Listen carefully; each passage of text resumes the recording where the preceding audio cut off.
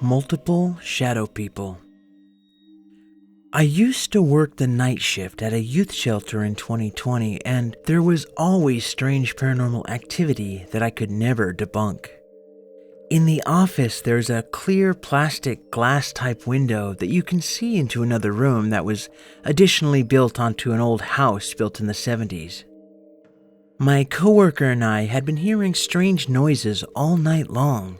We assumed it was the children playing tricks on us. However, we did bed checks every 15 minutes throughout the night, and there are cameras everywhere in the house besides the bedrooms, so we would be able to tell if a child walked out of their rooms. Plus, half of them are medicated and taking sleeping meds, so they are usually passed out by 11.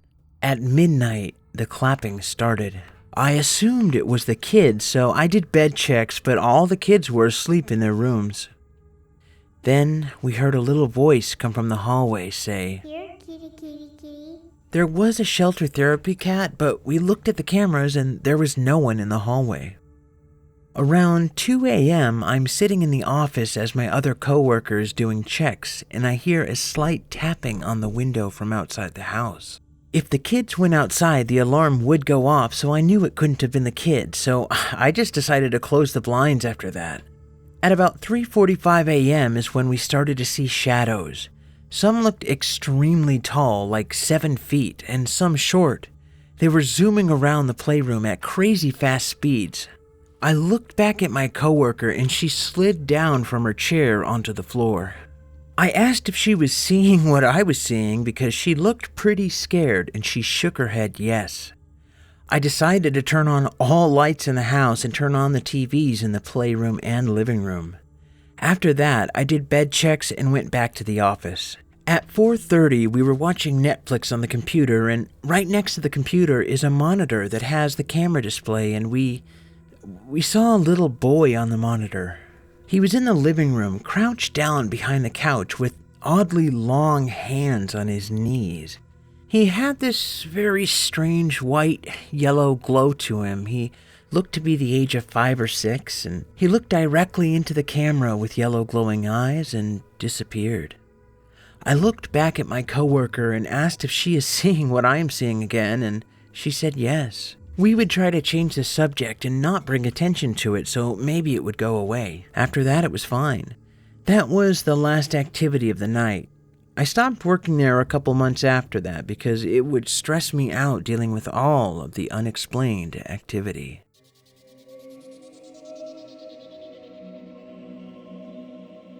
Is it looking for me? I'm a 33-year-old man from a very small town in Czech Republic, and I'm a heavy smoker. Every night before bed, I go for a small walk to smoke my last cigarette of the day. Those who do this as well will understand when I say I love being alone outside at night. I just enjoy looking at the stars and otherwise misty clouds that cover the moon. I'm a bad singer, so this is also my opportunity to just be alone where no one can judge my little song. Sometimes I sing, but sometimes I just hum.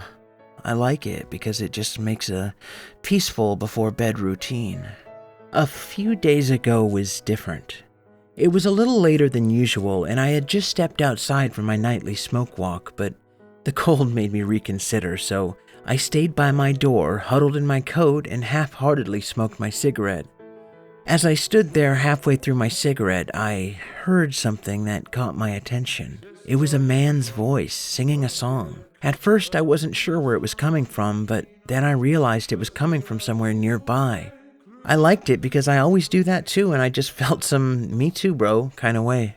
Curiosity got the better of me, and I decided to check down the block to see if I could hear it better. As I got a little closer, I could make up the words, and my heart dropped once I noticed that it was my song. And not only that, I realized it came from the area where I usually start singing. Even though I always sing it every night and someone might have just liked it, I noped the hell out of there. I'm not usually a coward, but I finished my smoke inside that night. I know I sound like a pussy, but it actually bothered me so much that I haven't gone for a before bed walk since. Last night when I was in bed, I was almost falling asleep when I heard it again. My song, sung by the same voice. But what's so chilling about this is that it was so much closer. Whoever this is he looking for me? Did he just like the little song and did he develop the same kind of routine, or is it a little darker than I hope? It's 10:30 a.m. as I write this, and I haven't felt like this much of a coward in a long time. It just feels off in a way that I can't explain. The energy is way better now, and I will gladly go outside, but the night has changed for me, and I'm anxious for tonight.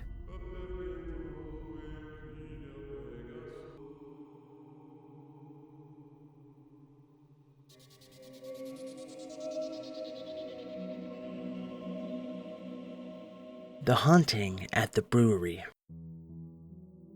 About a decade back, I used to work at a brewery/pub. It was set in a pretty big and old building from the early 1900s. I worked there for a couple of years, and most of the time it was pretty chill, but backbreaking at times. In my time working there, I had two experiences that I can only describe as supernatural. The first one. It was a particularly late night, and I was tasked with closing up the hangar/loading docks. Closing it up was making sure that there wasn't anything obstructing where the trucks would park, stacking up any loose crates, turning the lights off, and locking it all up. I was about done, so I turned off the lights, and as I'm making my way to the door, a beer bottle comes rolling towards me from the dark between the tall stacks of crates. It wasn't forceful or anything, it looked like somebody gently placed it on the floor and rolled it towards me. I didn't think too much of it, so I picked up the bottle and placed it inside a half-empty crate. I turned around, and as I started walking, another bottle comes rolling from the same place, then another. Tired and thinking it was a coworker trying to fuck with me, I shout, "Hey, all right, you got me. Come on out, I gotta close it up." I expected to hear laughter or something, but instead, it was dead silent. I waited for a couple minutes, turned on my flashlight, and started looking around the stacks of crates for what I thought would be a giggling coworker. After searching each corner in turn, I gave up. I was a little weirded out at this point, but I just picked up the two bottles from the ground and placed it in the same crate as the first one. I turned off my flashlight and shouted at the darkness, "All right, I'm locking up. See you tomorrow." Just as I finished saying that, a crate full of bottles fell from one of the stacks and landed 2 feet from me, glass shards and beer exploding everywhere. The next day, I told my boss about it, and he said it was probably a rat. The thing is, those crates, when full, probably weigh 20 pounds. How could a rat push it? Talking to my coworkers, they told me that they've also experienced weird stuff during closing hours. My second experience happened again when I was closing the place. This time, I was closing the pub. When closing the pub, the last thing you usually do is restock the walk-in freezer. The freezer is probably just as old as the building itself, and it sits underground, right beneath the bar. I was down there filling that enormous thing with kegs and crates. Being a very old freezer from a time when safety wasn't a big concern, the thing doesn't open from the inside. No handle, nothing. Just a flat, plain steel door. So I did what I always did when I had to go inside that thing. I put a keg securing the door open. I was halfway through the task when I hear the door slamming shut. I rush towards the door, but it's locked shut. I started pounding on it, but the only other person there was my boss in the office 2 floors above me, probably with his door closed. I tried my phone, but since I'm locked underground in a steel and lead box, I had no service. I was wearing only jeans and a t-shirt, so things were getting chilly pretty quickly. My face was going numb and my hands were getting stiff. I made a blanket out of cardboard, but it was doing very little keeping the cold at bay. The only reason I didn't freeze to death was because I had a date with a regular, and she went there looking for me. She asked my boss where I was, and when he couldn't find me, he went to the basement and found me inside the freezer.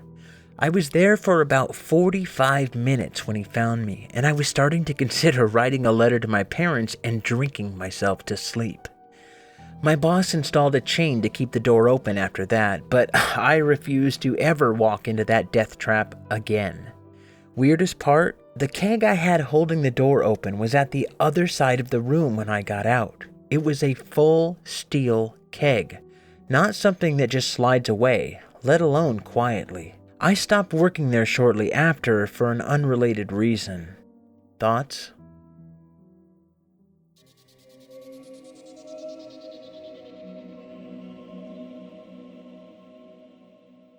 Black Hat Man. I first saw him when I was around 10 years old.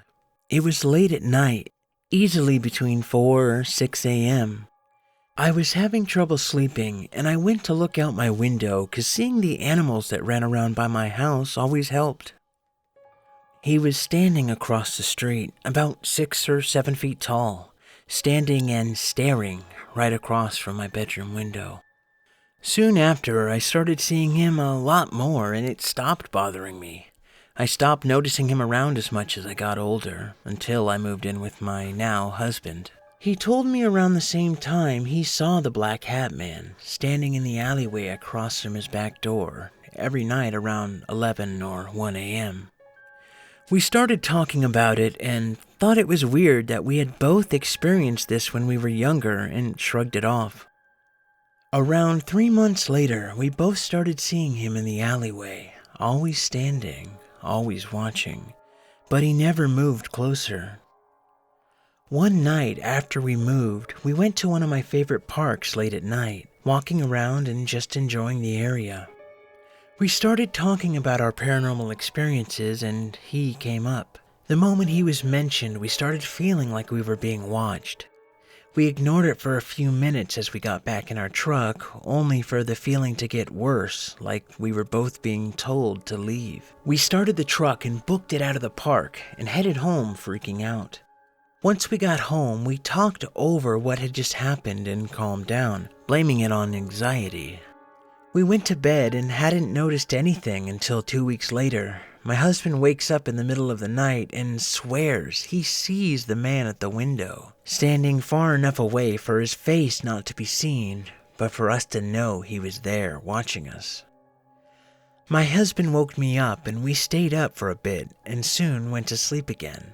Over the next few nights, we'd been waking up late into the night and seeing him standing at the window once again. This happened for 2 weeks before we left the house we were at and moved into a place we live now.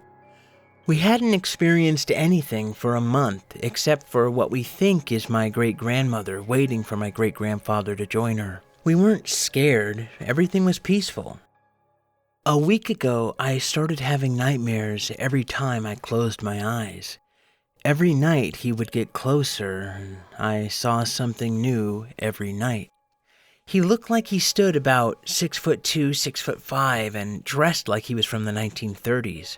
He always had a black flat-brim fedora and a black trench coat. At least that's how it looked. However, 3 nights ago in my dream, he got close enough to where I could see him smiling. It looked like a normal smile anyone would wear, except it gave me an immediate feeling of dread. After I saw the smile in my dream, my husband woke me up, making sure I was okay because he could tell I wasn't having a good dream.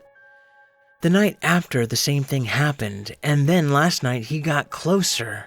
I saw his whole face. He had dark eyes matched with that smile. He put his hand on my shoulder, thinking I would see some skin. I looked and there was nothing, just a black silhouette of a hand. My husband woke me up again and wrapped his arms around me. After my husband woke me up, I hadn't seen him in my dreams, but I have the same feeling of dread no matter what I do today. I don't know if I'm just imagining this or not. Has anyone else had an experience like this?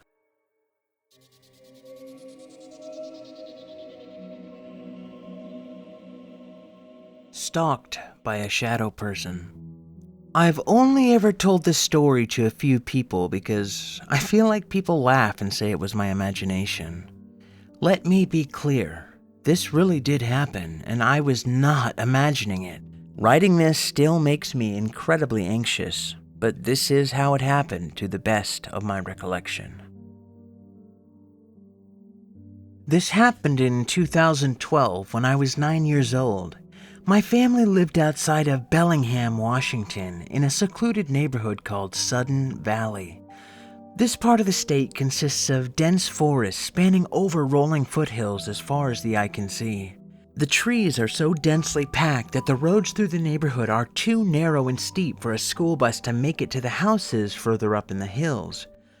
Both of my parents were working and couldn't give me a ride, so to get to my bus stop I had to walk a mile down one of these narrow, curving roads. In the morning, the walk was fine. I would share one of my Pop-Tarts with a murder of crows in the morning, and they'd follow me down the road in return. Sometimes I'd see a deer or someone walking their dog. Once I got to the bus stop, I'd stand there with the other kids. Up until about 3 months before the end of 4th grade, the walk back after school went the same. Crows, people, deer. But one day, I distinctly remember. Once the kids walking home with me made it to their houses and I was alone, I had about half of my walk left. I noticed the forest around the road was silent, and it was so quiet I felt sick from hearing my own heartbeat, and I had an intense feeling of being watched. Every day from that point on, I'd get to the same fork in the road and it would start, the silence. And every day I would dread the walk home more and more. But one day I had a realization. What if something is following me? So I decided to test it. One day on my walk home, past the fork in the road, I walked until it started. The silence, the sickening feeling of being stalked. And I abruptly stopped in place, and I heard a set of footsteps stop 2 paces after I did. As every hair on my body stood on end, every nerve in my body felt as though it was filling with adrenaline. There was something following, maybe 50 feet behind me, and at the same time I had this instinctual understanding that if I looked and acknowledged it was there, it would get me. As time went on, I felt that if this presence even knew that I suspected something was behind me, it would come for me, as if we had some agreement that if I didn't turn around, I would be left alone. So I continued my walk, trying my best to act as though nothing was wrong. My stomach was turning inside out, and every muscle in my body was on the edge of breaking out into a dead sprint. I made it 800 feet or so from the driveway of my house, and curiosity took over. I had to know if there really was something there. What if this is all in my head? What if I'm just paranoid? I have to make this walk again tomorrow, so what's the point in not looking now? If there weren't any trees in the way, I could see my house from where I was, so as I was walking, I looked over my shoulder. Probably 30 feet behind me there was the silhouette of a person. They had to have been 8 feet tall. No features, just a black void in the shape of a very lanky, very tall person. I screamed at the top of my lungs and ran faster than I'd ever ran in my life. I never looked back. The whole way to my front door, I just screamed and ran as if I had been electrocuted. It felt like all of my organs had been sucked up into my ribcage. I was running so hard that it barely felt like my feet were touching the ground. I got to my front door, burst inside, and cried uncontrollably until my mom came home. I told her what happened, and she said that it was just my mind playing tricks on me or something like that. I just cried in her arms until I calmed down. I never saw it again, and always took the long way home from that point on. A few weeks later, my grandparents both became very sick, my grandma with leukemia and my grandpa with prostate cancer. We moved away the summer after 4th grade ended to live closer to them. After we moved, I never told anyone about what had happened. I wanted to believe it didn't happen and that I imagined everything, but I'm 20 now and I still dream about it. I still shake while I'm typing this. I just needed to get it out of my head and get it down in writing.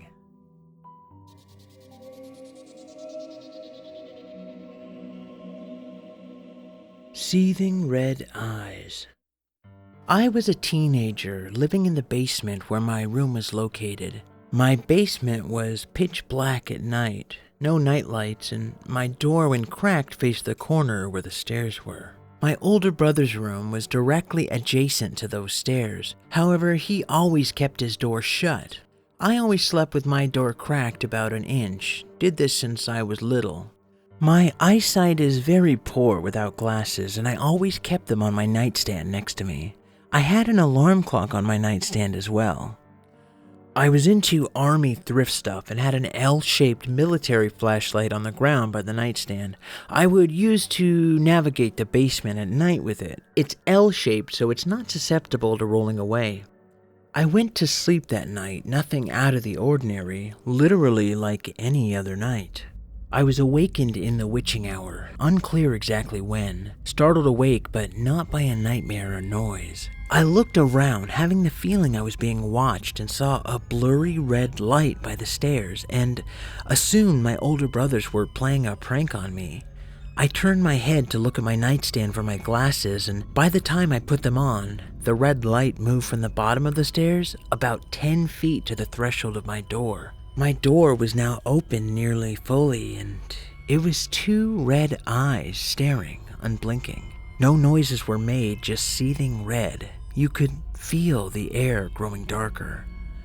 I got scared and immediately reached down for my L-shaped flashlight to try and illuminate whatever it was. It felt like I was feeling forever. I couldn't find it, so I turned back with my head against the pillow, and now it's at the foot of my bed.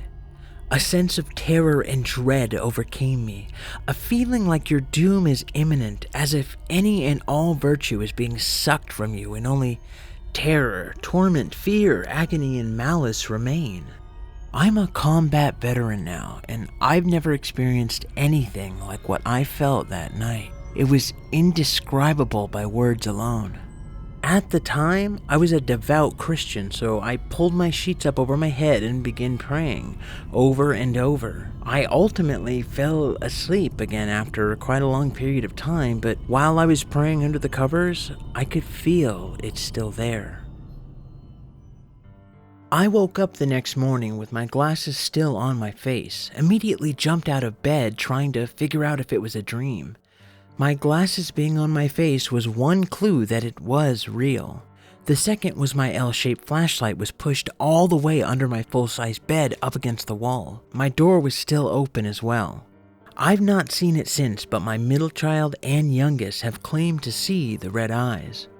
I've long since feared it attached to me, not to haunt me, but instead those close to me.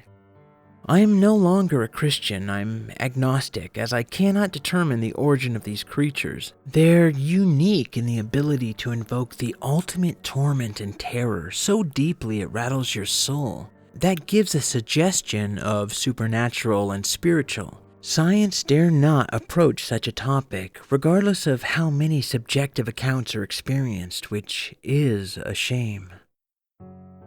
And that wraps up our evening. Thank you so much for listening. Thank you to all the Reddit users who gave me permission to use their stories. If you enjoyed it, don't forget to like and subscribe. Be safe out there. Good night.